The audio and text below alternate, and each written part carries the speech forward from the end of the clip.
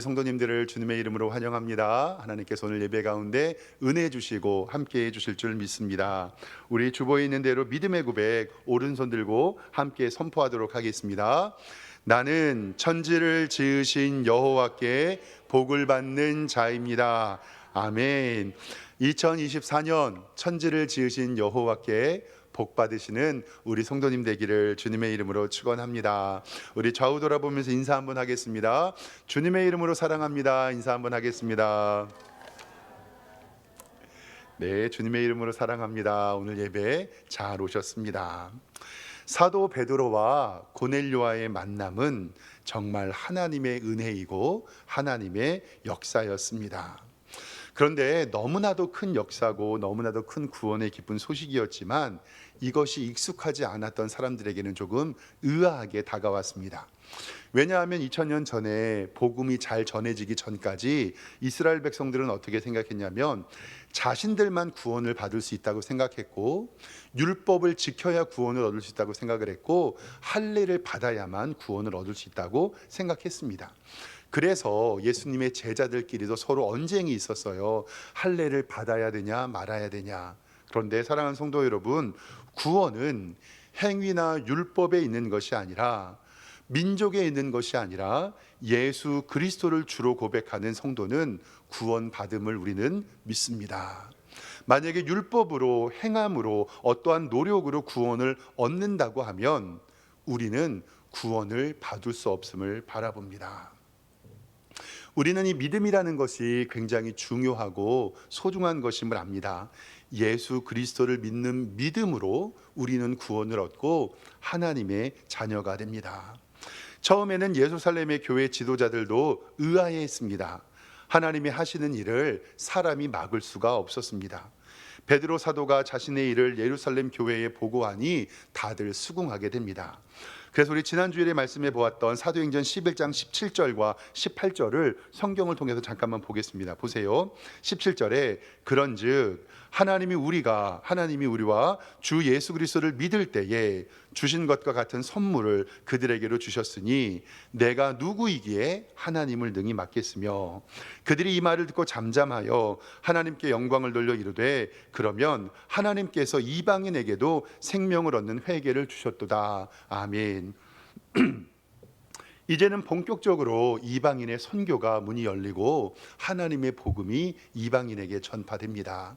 이 일을 말미암아서 하나님의 복음이 우리에게도 전해왔습니다. 이때 당시 예루살렘과 유대에 사는 사람들은 예수님을 믿는 사람들에게 더 핍박이 가중되었습니다.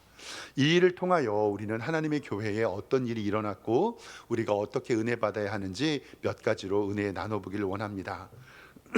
첫 번째로 오늘 말씀 가운데서 우리가 좀 기억해야 될 것은 뭐냐면 고난을 통해 우리는 하나님의 뜻을 알게 됩니다. 뭐라고요? 고난을 통해 하나님의 뜻을 알게 됩니다. 저도 말씀 증거하는 목사로서 고난 없이 하나님의 뜻 알았으면 좋겠습니다. 고난 당하지 않고 하나님의 뜻 알게 되는 게 제일 좋습니다. 성도는 그 고난을 통해서 하나님의 뜻을 발견하게 되는데요, 우리는 죄인이기 때문에 그렇습니다. 오늘 말씀 19절에 잠깐 보겠습니다. 성경 19절 보겠습니다. 그때에 스데반의 일로 인하여, 이제 스데반의 일로이라는 것은 예루살렘 교회에 핍박이 있었다는 거죠. 일어난 환란으로 말미암아 흩어진 자들이 베니게와 구브로와 안디오까지 이르러 유대인들에게만 말씀을 전했다라고 성경은 기록하고 있습니다. 스데반의 일은 어떤 일이냐면 사도행전 7장에 사울이 스데반을 돌로 쳐 죽인 일, 그리고 교회를 핍박하는 일을 이야기합니다. 우리 화면을 통해서 사도행전 7장 1절에서 5절 말씀을 좀 함께 보겠습니다. 보세요. 사울은, 여기서 이 사울은 바울로 변화되기 전에 사울입니다. 그가 스데반입니다. 죽임을 당함이 마땅하게 여기더라. 그날에 예루살렘에 있는 교회에 큰 박해가 있어 사도 외에는 다 유대와 사마리아 모든 땅으로 흩어지니라. 왜냐하면 예루살렘 교회를 지킬 사도들만 남겨놓고 모든 사람이 그 박해를 떠나서 흩어지게 됩니다. 2절에 경건한 사람들이 스데반을 장사하고 위하여 크게 울었더라. 사울이 교회를 잔멸할세, 남은 자들을 다 멸할세에 각 집에 들어가 남녀를 끌어다가 옥에 넘겼고 사마리아의 복음을 전하다. 그 흩어진 사람들을 두루 다니며 복음이 말씀을 전할세 빌립이 사마리아 성에 내려가 그리스도를 백성에게 전파하였다. 아멘. 오늘 말씀은 뭐냐면요, 예루살렘 교회가요 3,000명, 5,000명으로 부흥하게 됩니다. 그래서 지금 생각하면 1만 명이 넘는 메가처치가 됩니다. 아주 큰 교회가 되는데, 이것들을 바라보면서 바리새파와 유대인들은 그것을 인정할 수가 없었습니다. 왜냐하면 예수님을 믿는다고 이야기를 하니까요.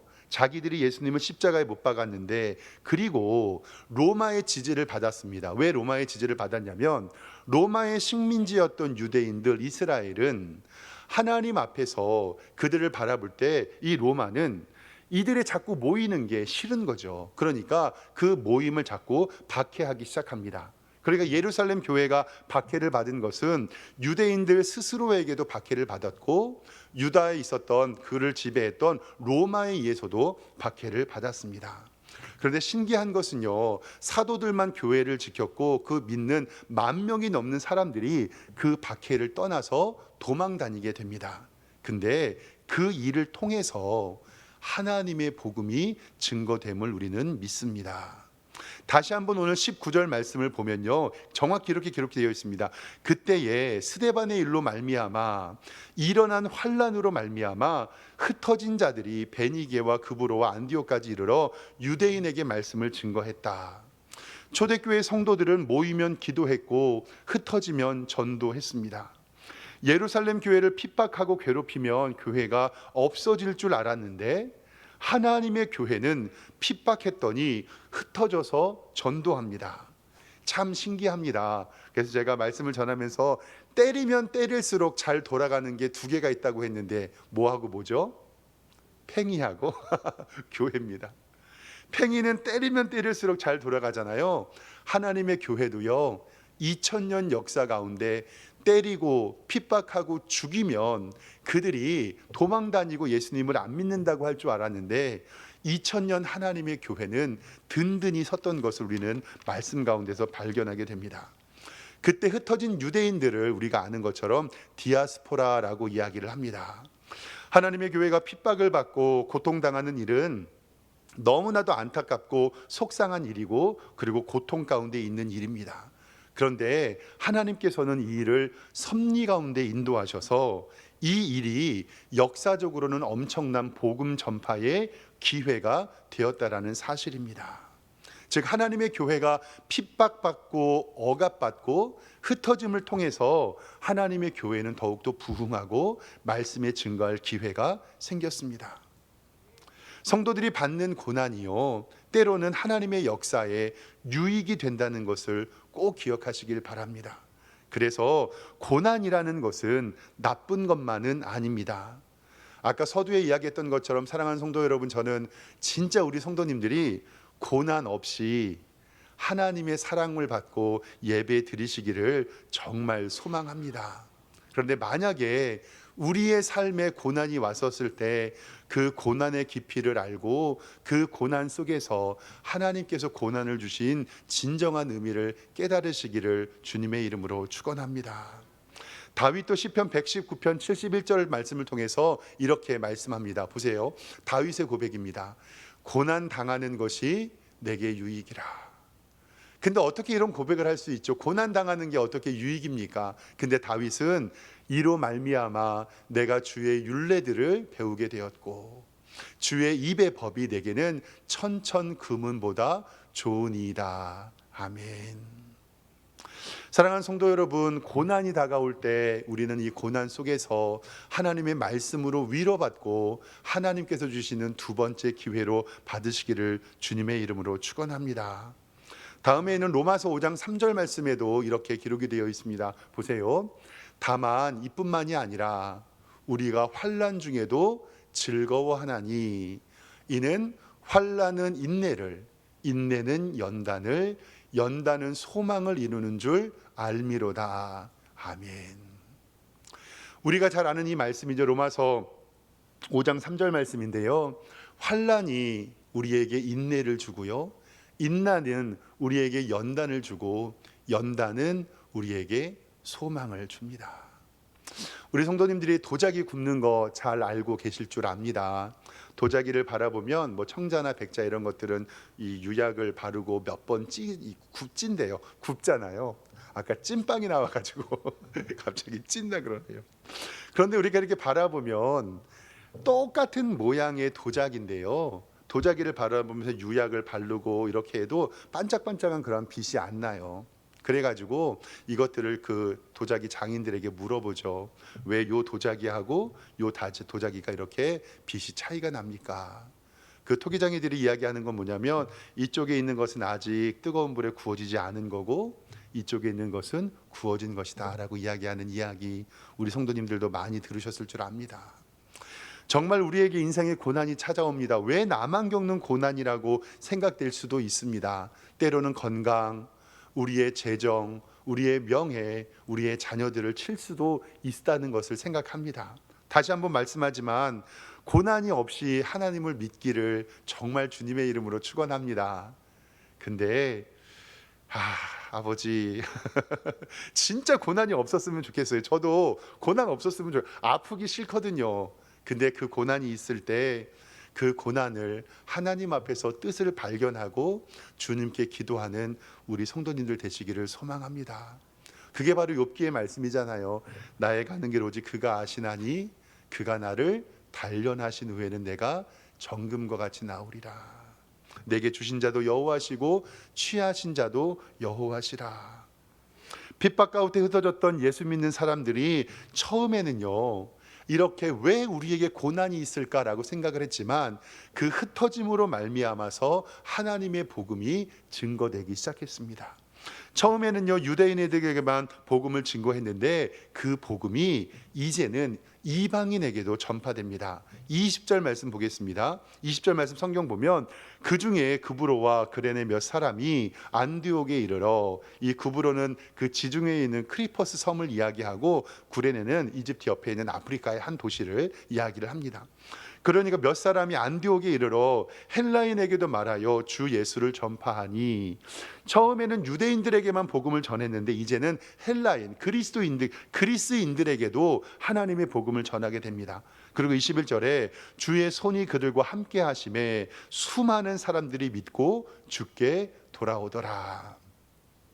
사랑하는 성도 여러분, 예루살렘 교회의 핍박이 복음을 전하고 하나님의 선한 뜻으로 변화되어 하나님의 복음을 증거하는 도구로 삼았습니다.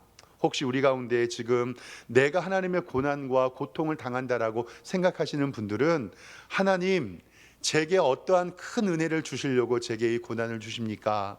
제가 하나님의 도구로 사용하게 하여 주시옵소서라고 기도하는 여러분들과 제가 되기를 주님의 이름으로 축원합니다.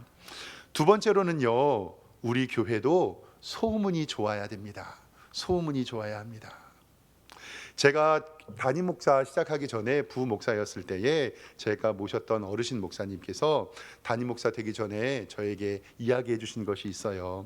박 목사, 나중에 담임 목사가 돼서 교회가 부흥하려면 어떻게 해야 되냐면 뭐 말씀과 기도, 찬송 이런 거 다 아니까. 그런데 뭐라고 얘기해 주셨냐면 교회가 소문이 잘 나야 돼라고 얘기해 주셨어요. 교회가 소문이 잘 나야 돼.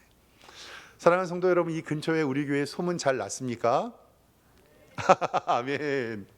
그래서 저희 딸이 그랬어요. 자기 친구들이 아빠, 석샘교회는 키 크고 멋진 목사님 있다고 소문났다고.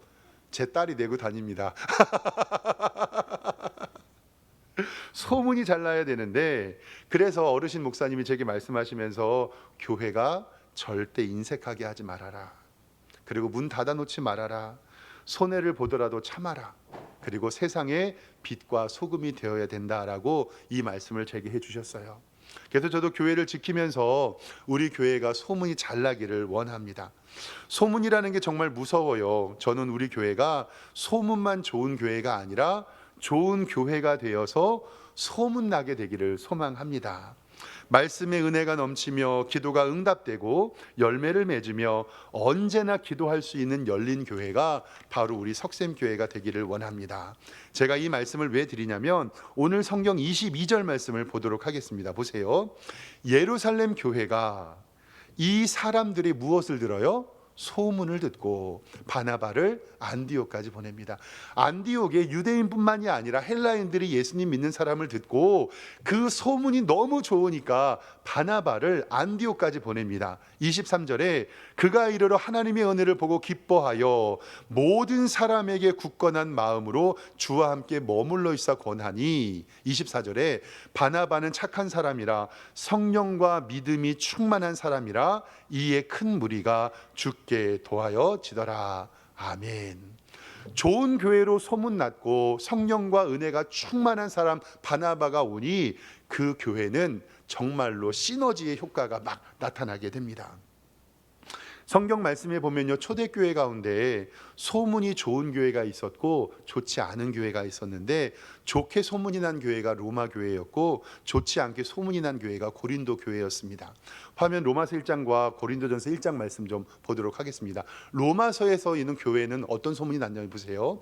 먼저 내가 예수 그리스도를 말미암아 너희 모든 사람에게 관하여 내 하나님께 감사함은 너희의 믿음이 온 세상에 전파됨이로다. 아멘.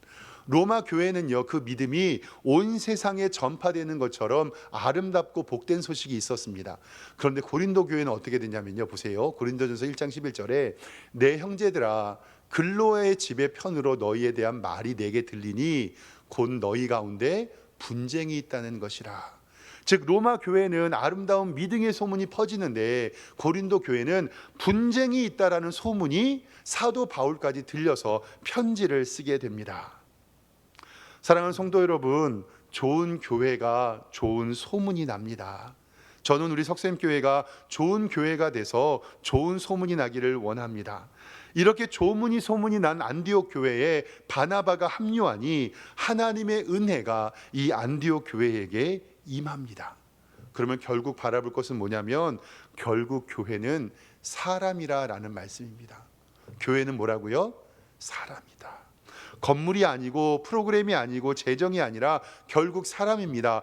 좋은 사람들이 모여서 안디옥 교회를 이루었고 그 안디옥 교회에 좋은 사람 바나바가 와서 그 교회가 좋은 교회가 되었다는 것을 우리는 믿습니다. 사랑하는 성도 여러분, 저는 정말 우리 교회에 좋은 동역자들을 보내달라고 기도하고 있습니다. 전 하나님께서 반드시 응답하여 주시고 좋은 교회에 좋은 성도들이 와서 우리 교회가 좋은 교회로 소문날 줄 믿습니다.